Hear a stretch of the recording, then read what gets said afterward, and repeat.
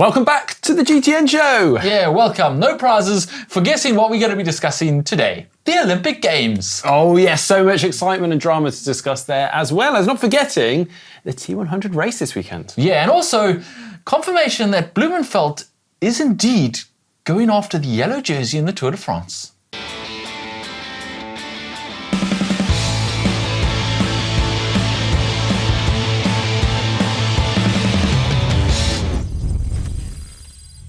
Okay, well, the big event, obviously, at the moment, the Olympic Games. Did you watch the opening ceremony? I did actually, while I was in a tent getting ready for a 50-mile run in the middle of the night. I had it streaming on my phone because I couldn't miss it. It was different, but I actually liked it. Yeah. All like 20 hours of it. I mean, I didn't watch all of it. I didn't watch all. Yeah. It was surprising. It was surprisingly long. I've seen a lot of stick for it. I'll be honest, I only tuned in for the last hour. I loved the fact it kind of jumped around the city. It showcased what the city has to offer, and things like the medal being forged and the reasoning behind, part of it's from the Eiffel Tower and all this sort of stuff. I thought it was really cool. I enjoyed it. However, I do understand it was quite long if you watch the whole thing. But they're always long, and often they're just contained to an actual stadium with people dancing around and waving flags, and the commentators have to explain what's going on for you to even know what the whole theme of the thing is. I think this was cool. It was outside the box, and I enjoyed it. Yeah, nice one. Well, I don't know if you spotted this as well. I didn't. It was the Olympic torch being passed over Mont Blanc, and not just over traversing the peak, but also along a slack line, essentially between two of the peaks. I actually loved what someone's comment. It was so every other country will run from one city to another, maybe ride a bike for a leg or two. France. How cute for you. Yeah, it's pretty intense. I don't think there must have been a fake Olympic torch, because that was, they would have to wait with the torch at the bottom of the mountain for like a week for a weather window for them to do like paragliding off the mountain. There's no way they just ran up to the bottom of the mountain and the weather was perfect and they didn't slackline. Well, actually, the Instagram account that shared it about 4 weeks ago, so I'm assuming they got this kind of pre-filmed and... it has been going around, the torch has been going around for a while, but I don't think that there was... Yeah, they would have had to wait for a while anyway.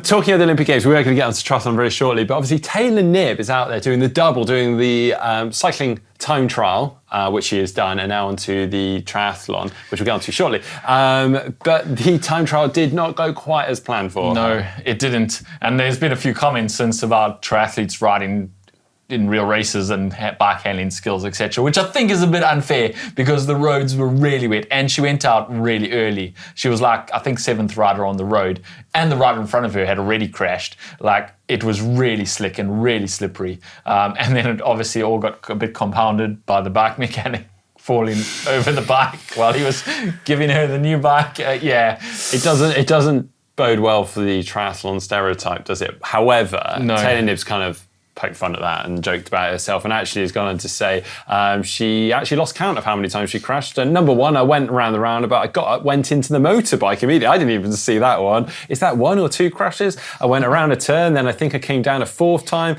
I guess, and then I changed my bike, which he fell over. And actually goes on to say, on the first one, my left brake was gone, back brake wasn't really working. So whenever I'd go into a turn, I would kind of fishtail. Then at that point, I was like, this isn't safe for me to ride. I was so scared and had to stop. Oh my goodness. Disaster. Amazing. She was actually doing incredibly well in the first third of the race until, unfortunately, these crashes just unraveled it all. Yet still, I believe she's the only athlete in the Olympics competing in 2 different sports. So still, she actually went on to say, pointing down at her bloodied leg, smiling and saying, "Well, this will test out the water quality of the Seine." Oh, that's a horrible thought. We'll get to that in a moment. There's some more information coming out of the Olympic, or out of the Olympic Village anyway. And this was a story by a Norwegian TV channel which interviewed Olaf Alexander Boo, Kristian Blummenfelt's coach, and he stated pretty much categorically that Kristian Blummenfelt is going to race and win a yellow jersey at the Tour de France. Yeah, he wasn't like he was They asked him if it was serious. He said serious. He said, let's say 90% likely that we will go to cycling next year. The reason I say 90% is that we haven't signed a contract yet. Otherwise, it would be 100%. We don't go to cycling to retire. We go to cycling to make a difference. In 2026, we aim to sit at the Tour de France. In 2027, we must be in a position to take some jerseys at the Tour de France. And in 2028, we want to achieve something magical. There must be a yellow jersey in the Tour de France. It's as simple as that. Is what he said. Wow. Yeah, exactly. I mean, what do you say to that? Well, when you look at the performance of these World Tour riders, I mean, just watching the Tour de France this year, that is ambitious. He's putting it out there, though, isn't he? I mean, he has got literally the highest VO2 max ever recorded, supposedly. Yeah, but I mean, when Kristian Blummenfelt was, the same TV crew put it to him, they asked him about it. He said, I haven't caught the rumours you're referring to, wink, wink. With a smile. And then he said, now I'm focusing on Paris, and then it's 2 more goals, the Ironman World Champs in Kona, and then we'll see what the future brings, was all he said. But his coach was adamant. He's going to the Tour, and he's going to win a yellow jersey in 2028. Wow, we'll watch this Time space. will tell. Now, you might be wondering, we've done all of this, and we've spoken about Taylor Knibb, etc. You might be thinking, but Taylor Knibb just won the Olympic gold, and you haven't spoken about it.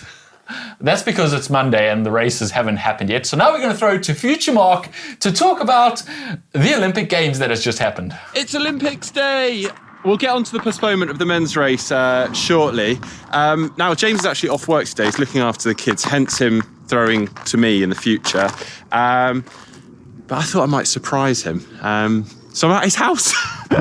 Hello, James. Did I make it? You made it. Did you time trial here to make it? You made it. Just putting his shoes next to the bike. Okay, he's got the kids there. Being very well behaved. So we've got a little viewing party. Yeah. All right.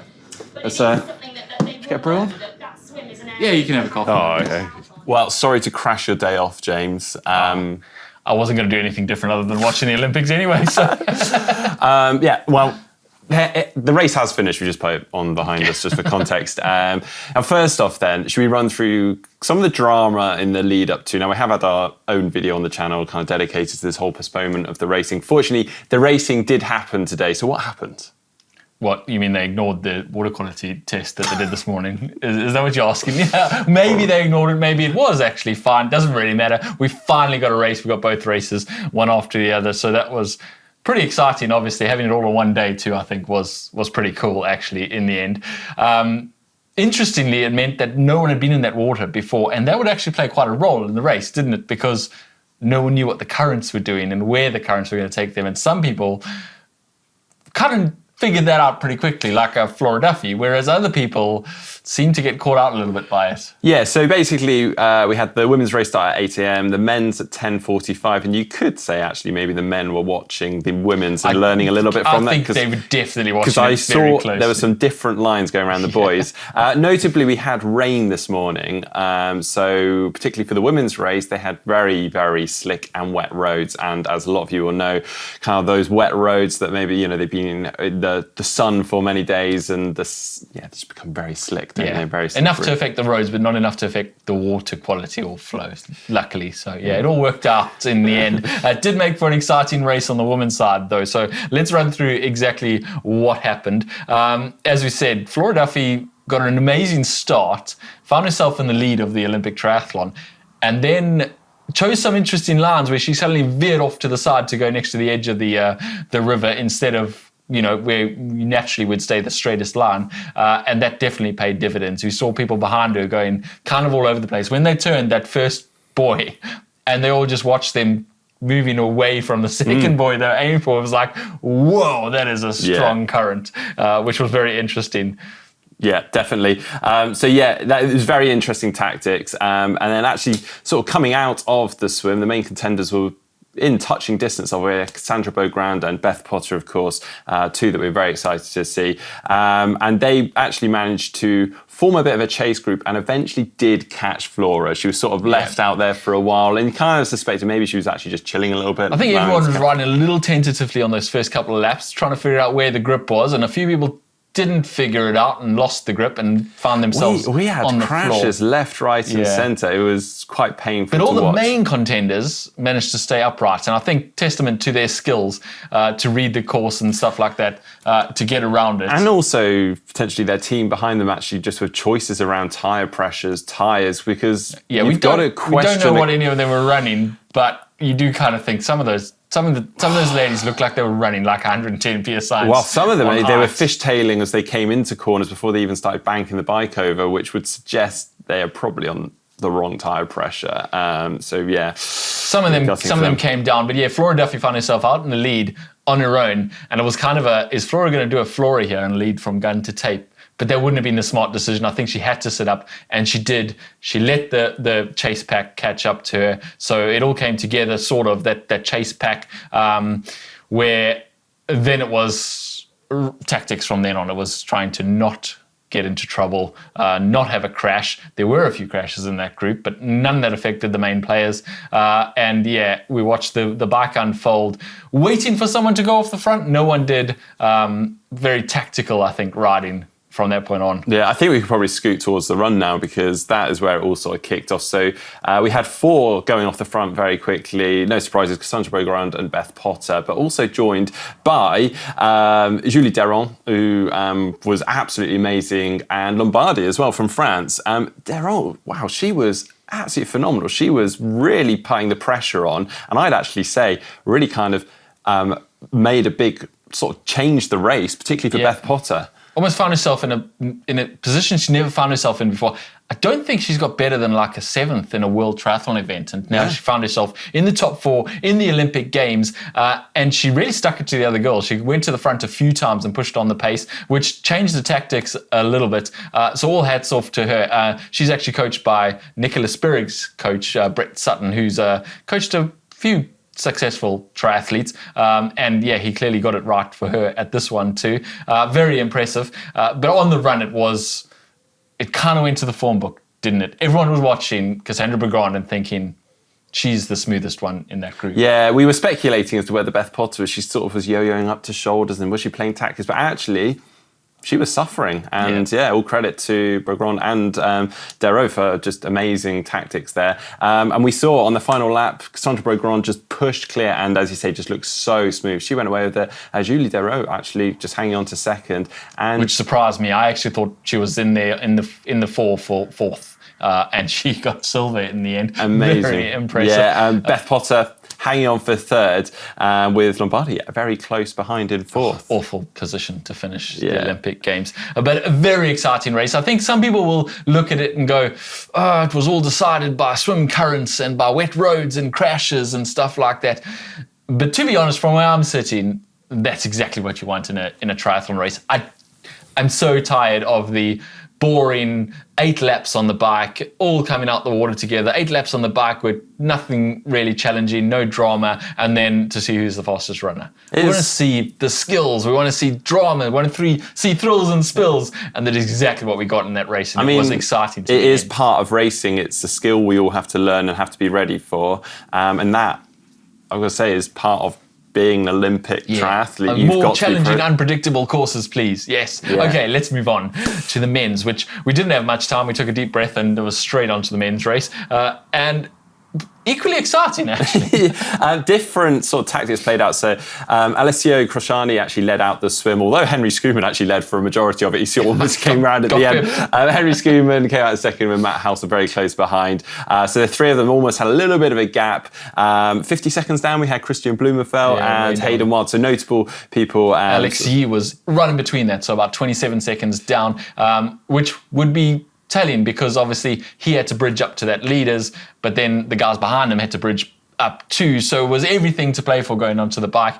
Dry roads though for the men, which made a big difference. Yeah, so we had 6 actually in that front group initially. So the 3 off the front of the swim, and then they were joined by the French men, and then I say Alex Yee and Martin Van Riel, another athlete. So just off the bat, they managed to bridge up. And very soon we had 19 in that front group. And as you say, we had Hayden Wild, Kristian Blummenfelt in this group a little bit further back. It took them a number of laps to finally catch up. And by the 5th lap, we had a group of about 32 athletes. Yeah, with all the main players in it now. And it did all come together. Unlike the women's race, it was everyone looking at each other. Some people taking some turns on the front to see, maybe feelers, but no one actually had surged off the front and attacked. Interesting as well. So Sam Dickinson from Great Britain, obviously there. We understand he might have been there as almost a pilot, a domestique for Yee and sort of looking out for him. Obviously, is also going to be part of the mixed team relay.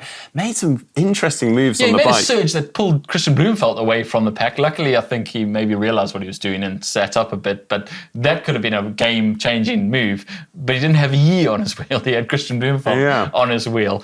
Anyway, they did all come into transition together to start the run, and then it was all to play for. Was it going to be the best runners, or was we going to see some surprises? I mean, Yee absolutely took off. Yeah, he did. He went out of transition so fast, and we thought, well, this is it. He got a gap. The only person who actually ran up onto his shoulder was Sam Dickinson, and we thought, oh, well, he's going to go for it. We thought he might be saving his power, and then he shouted at Yee, waved to the crowds, and stepped off the course. It was an interesting move. I understand. So potentially saving his legs for the mixed team relay. So it's sort of, he's been suggested or told to do that by the team. And I totally get those tactics. I've got to be honest. You could do it more subtly. Yeah, you could do it so much more subtly than he did. Like, okay, run a little bit easier, ease off until you're at the back of the pack and then step off the course. You haven't cost yourself anything. Your legs, you save your legs for the mixed relay.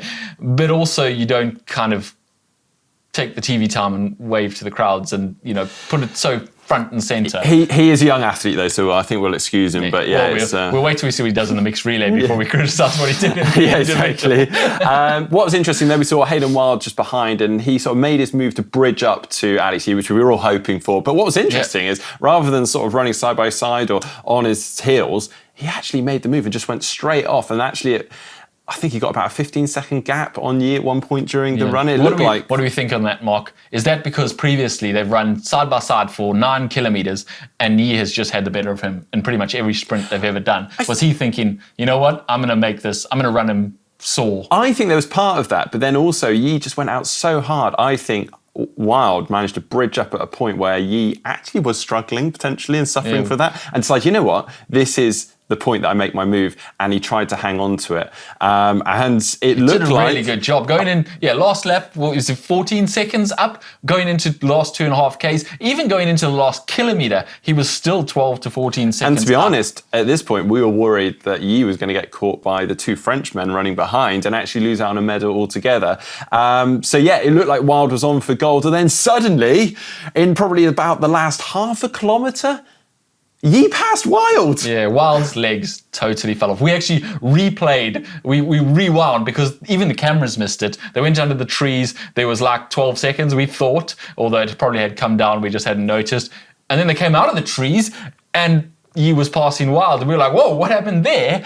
So we rewound it a bit, and you can actually see if you watch the replay, Wild's legs were gone. I think he came up 1 kilometre short of the 10-kilometre run, and he went from 255 kilometres to 315. He was pedaling squares, as they say on cycling. His legs were gone. And I think Yee was as surprised as the rest of us to find himself suddenly running past someone who thought was gone for the gold. And he came around that corner. He literally made the pass with, 200 metres to go and ran around the corner. I think he didn't even realise he had got gold. It was a surprise to him as much as it was the rest of us.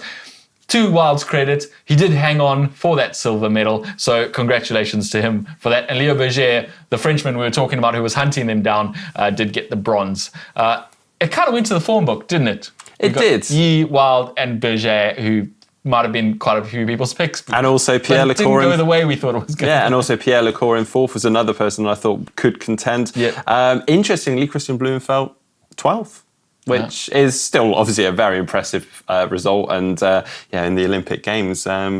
But yeah, not quite the gold we had in the previous games. Yeah, he didn't do anything too spectacular on the bike either, so I'm not sure about his Tour de France ambitions. Well, yeah, we'll have to see. But yeah, what an Olympic Games. I hope you guys enjoyed it. Let us know what you think in the comment section down below. I need an afternoon nap now, I think. Yeah, we'll leave you to your day off. Yeah, thanks. Now for What's the Tech, a brand that's popular in triathlon, Ventum, have come out with a new bike, or at least it's been spotted at T100 London, and it's not an unusual design. Yeah, Ventum's whole thing was the Ventum 1, which was the... it's a beam bike, but it's that backwards beam bike, like an S shape that doesn't have a down tube. Well, this one does. In fact, it's double diamond, and it was spotted under Jason West at the T100. My initial thoughts looking at it, and I see someone else has commented saying, it's like it's got plasma. It's got a very similar kind of silhouette. Interesting. Not saying they're copying it, I'm just saying it's got that. Interesting that they've done away with that whole design. I mean, it's been around for a long time. They've stuck with it. Yeah. Did you happen to watch the TT at the Olympics? I didn't. Obviously, you watched the women's, but the men's was very interesting. Third place finisher, Wout Van Aert, actually opted for an interesting bike setup. Disc wheel on the rear. Double disc. And also the front, yeah. Like you get in the velodrome. Quadruple disc, actually, because disc brakes too. Okay, well, there we go, that too. Obviously, data out there is very strong for the rear disc wheel, but for the front wheel, yes, theoretically it's faster, but obviously the kind of like the way up or toss up between kind of conditions affecting that handling. I mean, they use it in the track all the time. Exactly, but take into account outdoor conditions and wind, then you actually could potentially lose time rather than gain, or just end up on your backside. And just not be able to steer. But interestingly, he decided that the course was optimal for disc front and rear, providing the conditions were right. And actually, they had some rain on the morning of the event and took a few victims, but he decided actually the wind, which was the most important factor, was quite low, and decided to go for it. And he claims that actually they managed to find in the wind tunnel 17 watts. Testing it in various different wind and angles and conditions, your angles. But yeah, he managed to claim third by just a couple of seconds to fourth. So he said you have to be able to keep your bike under control. I was happy when I saw the course because there's a lot of shelter. So the front disc could be an option, even though it looks unusual. It does look unusual. I don't think we'll see it in triathlon anytime soon, given the length of the courses. Yeah, exactly, and changeable conditions. On the flip side, we've got a photo of him and we're talking about him and we're not talking about who won the gold medal right now. Yeah. So maybe there was method to his madness. This is true. And also, staying on the theme of the Olympics with tech, obviously you'll have seen a number of the athletes riding on some very flash-looking bikes, and obviously a lot of them get custom paintworks for the Olympics, which is very, very cool. Specialized are taking this to another level this year. They've got the same sort of paintwork on all the different bikes, TT bikes, mountain bikes, road bikes, and here is their TT bike, the Shiv TT, being painted, and my goodness, it looks like quite a process. We won't show all of it for you because it goes on. Yeah, it's a lot of effort gone into it, and you kind of do wonder, because those are going to flash past everyone really rapidly and you're not really going to be able to see any of the detail or anything unless you watch a video like this. But I guess the flip side of that is if someone wins gold on it, that's going to be put up in an office somewhere forever and everyone's going to look at it. And then there's the other side of the coin where they could slide out the first corner and ruin it. Anyway, very impressive paint job, that one.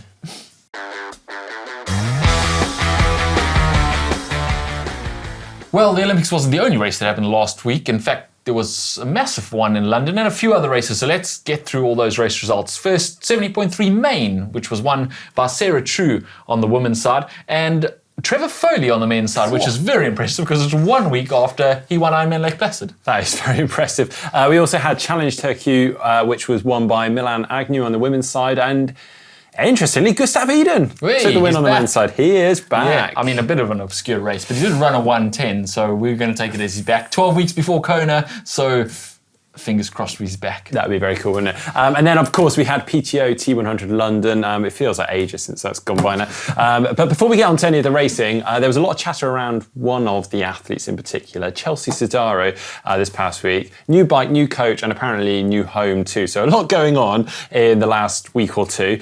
So she announced the week leading into this event that Canyon and I have decided mutually to end our partnership. I understand there might have been some fitting issues and various things. Interesting, middle of the season to end the bike partnership. I mean, it's not like Canyon's a slow bike, considering they got first, second, third in the men's race and second, third, and fourth in the women's race at this particular race. But clearly it wasn't working for her. She was spotted on a Pinarello in the race. Here it is. Currently no announcement or tagging on socials. So we suggest or presume that it's not a sponsorship and she's just sort of acquired the bike or owned it already or something. But yeah, Pinarello Bolida. Back of a truck. Yeah, as you do, just have a Pinarello Bolida just lying around. Coach-wise, she also announced that she's left Dan Plews recently and now coached by Neil Henderson. And again, as I say, moved house, so a lot going on. Oh my goodness. Anyway, she didn't do badly in the race, actually. She ran pretty well anyway to get 8th in the end. But up front, it was Ashley Gentle, who has also made a coaching change really recently, although I don't think you can put any of that credit for this win on that coaching change because it's way too recent. But she took the win with a very impressive run to run away from everyone. Lucy Charles-Barkley, who was everyone's favourite for this one and put a lot into this. She had a custom-made bike for it. She was really hyping it up as a home race in London. She let out the water, but for once she had company. Sophie Caldwell was with her. Sophie Caldwell, who was frustratingly passed over for the Olympic spot, so has pivoted to the T100 and was out the water with Lucy Charles-Barkley about a minute ahead of everyone else. Lucy Charles-Barkley then held the lead on the bike all the way till near the end when Imogen Simmons went past her. On the bike, actually, interesting, Lucy Byram got the first ever drafting penalty in a T100 when her race ranger flashed red and the referee was like, that's it, penalty.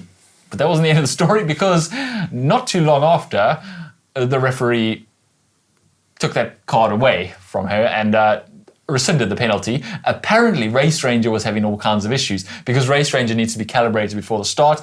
The T1 transition was inside a building, so they couldn't calibrate them properly. And so they just weren't working. And in fact, Lucy's was one of the few that was, unfortunately for her. So then they rescinded that penalty and rescinded all the penalties. And in fact, the following down the men's race, they didn't even use the Race Ranger for exactly those reasons. They couldn't get them working. Onto the run, Imogen Simmons led off the bike, but Lucy Charles-Barkley was only about 20 seconds back. And then Ashley Gentle was about 2 minutes back. Lucy Charles-Barkley did about a lap, a little less than a lap, and pulled off. She said she had twisted her ankle and her Achilles, which you'll remember was a pretty bad injury earlier in the year, started hurting and she just couldn't risk running through that and putting herself out for the rest of the season. So she stepped off the course. Ashley Gentle, meanwhile, did what Ashley Gentle does, and she ran so much faster than everyone else.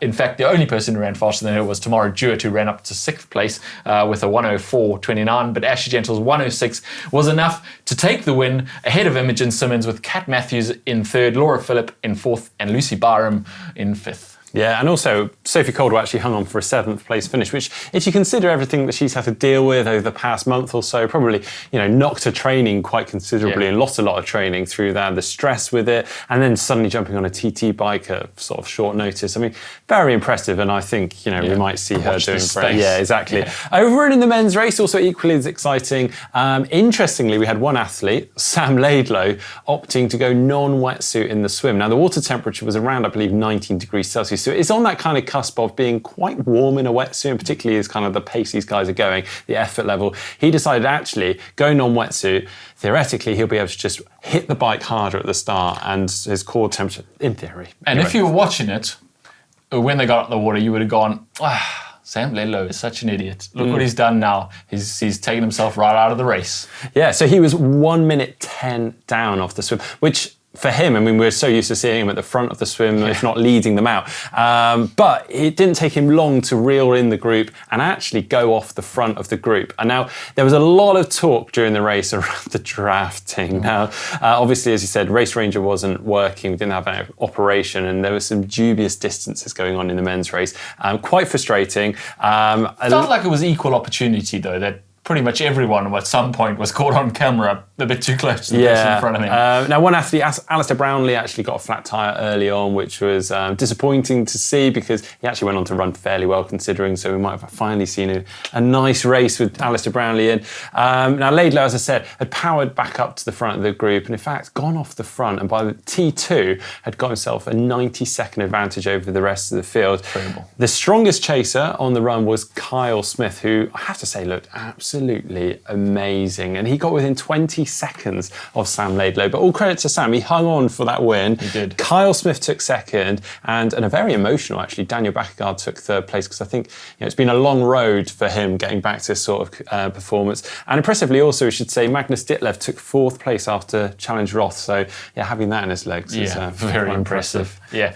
What about the course, Mark? London course? I mean, London, iconic, amazing landmarks everywhere you look. I mean, we spoke about this before. I kind of predicted it. I've raced there many times. They had elite race there for many years, and it's not a great course or centre. And also, they've taken out what I would have considered even the best parts of that course. So we actually went into London and you saw Big Ben and the Eye and all sorts of stuff. And they stay on basically kind of like the industrial roads around Docklands, it. Yeah, and they're just going around. All you see is cones, potholes, speed bumps. I was actually quite embarrassed for our country hosting this race. It was just rubbish. I'm sorry. It was really bad. We'll leave that there. The next T100 is in Ibiza, which is a bit more scenic, and they've got a new route, different from last year's route, so that'll be interesting. It'll also be interesting for all those ladies because it is 6 days after the Ironman World Champs in Nice for them. So obviously the men won't be racing that one. So it's going to be quite a turnaround for pretty much everyone on that start list who's doing Nice, which will be interesting to watch. All right, now it's time for Try Spy. You tell us who the pro is. Last week we had this image and a few guesses, not all of them correct. Everett Barr said Heather Jackson. Mark's got his evil laugh on because he's making them harder and harder to the point that people are just going to stop playing, Mark. Well, they said earlier on that it was too easy and they were like, you got to make this harder, so I've made it harder. Okay, yeah. You guys better get this one so that, anyway. Heather, Everett Barr said Heather Jackson. Bang Q-Tip said Rico Bogan. We had another one, Harvard Hanto, Heather Jackson, and another Rico Bogan from Mitch Atkins. But the one who got it right, Tulio Gonzalez, and he said Try Spy, Matthew Marcotte. And he got it right. Well, the only one. The only one who got it right this time. Right, well, this week's image... This one, do your best. Let us know in the comment section down below. You better get this one, just to put Mark, put it back in its place. I've gone easy this week. Say what? Okay, this week we had a comment on the last week's show, and this comment actually made me read it and go, say what?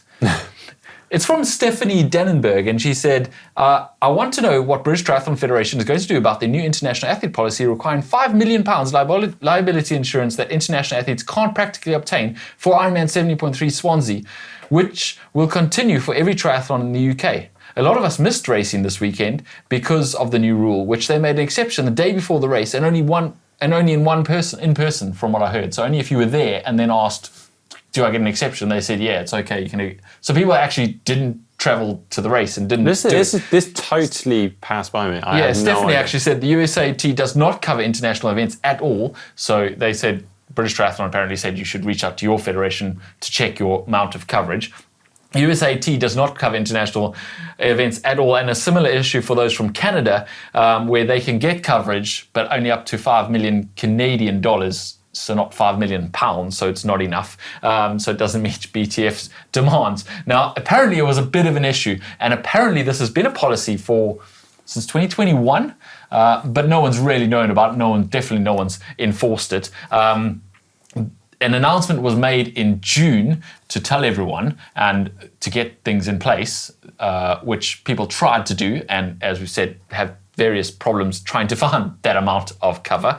And then eventually now, British Triathlon have modified the rule. So it's stated in their rule book that it was a requirement of 5 million liability cover.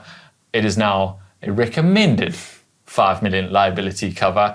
And so crisis averted, but not before a fair few people either cancelled their race or deferred their race. Ironman actually stepped in and allowed people to defer their race entry from racing in Britain to racing elsewhere at one of the other events, simply because of this British Triathlon rule, which they suddenly decided to enforce, even though it's been on the books since 2021. And now they've backtracked on it and changed it to a recommended rule rather than a requirement rule. Anyway, a bit of politics there for you, which we didn't know about, and as Mark says, bypassed us entirely. We only realised that when someone commented on our show last week. So sorry to anyone who was affected by that, and glad to hear that it's all resolved now. And also, thank you for making us aware. If there's anything else like that you're aware of and want us to be aware of, leave it in the comments. We do read all the comments on the show, so leave it in the comments down below. Well, that is it for the show this week. We've got a couple of I'm quite excited about these videos coming up. So one is looking at uncovering super shoe foam. So a lot of people talk about the carbon plates that go through super shoes, but actually very little is spoken about the actual foam in them, and they're very important in that sort of performance enhancement that we're seeing with super shoes. Another one is a look at the Challenge family. I know something that you're very passionate about, and rightly so. They're amazing races. So James has taken a look at the Challenge family. What is it, where they've come from, and it's well worth a watch, so stay tuned. Both those videos coming out on the channel this week. Thanks for watching, everyone, and we'll see you again next week.